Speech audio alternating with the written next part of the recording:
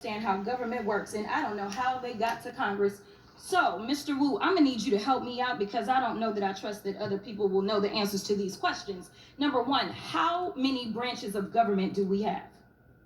Three. Three. Okay, sounds good. So, can you name them for me? Legislative, judiciary, and executive. Very good. Okay, so currently, I think that I serve in the legislative branch. Would you agree? I agree. Okay, fine.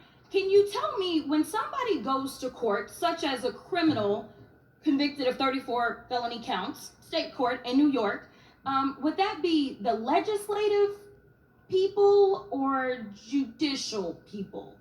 Well, it's really the executive that's prosecuting, and then it's within the judiciary to run the trial properly. Okay, very good. So, judiciary. So, typically, if someone has an issue with, say, what happens in court, do they then somehow hop from state court all the way to the federal legislative branch, or is there a different process in which you are supposed to be able to explain any issues you may have? The process would be the judicial appellate process, holding aside the issue of state versus federal. Oh, interesting. Okay. All right. So normally people don't get convicted on a state level and somehow end up litigating the issue on the federal level in the legislative branch. Is that correct? Yes. Okay. All right. So something is different about what's going on today. I just wanted to clarify because I thought I was living in the upside down for a second. Now, I want to move on and talk about how someone is prosecuted. Currently, because under Project 2025, we'll get there, there will be a different way to prosecute people.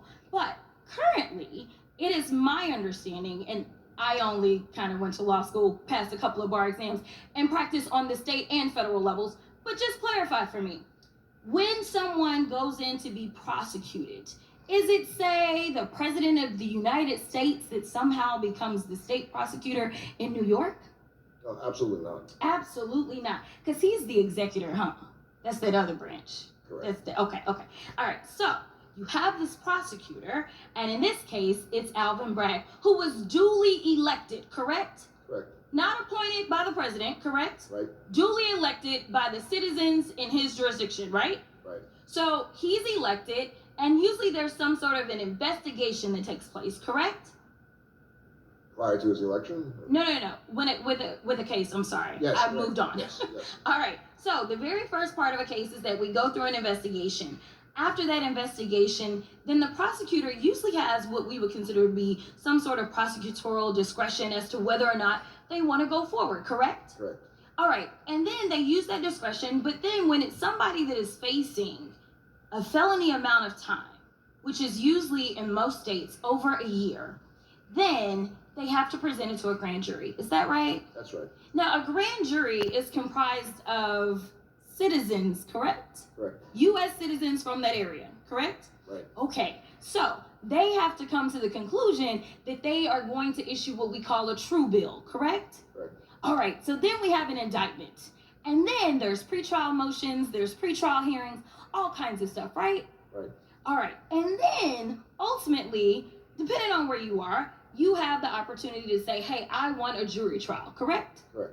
And a jury trial is comprised of U.S. citizens again, right? Right. Okay, very good. All right, so can you tell me so far if all of this took place in the case in New York? Yes, it did. Oh, okay. All right, so you get to trial. Now, when you show up to trial and you're facing a felony amount of time, as a defendant, are you not entitled to an attorney?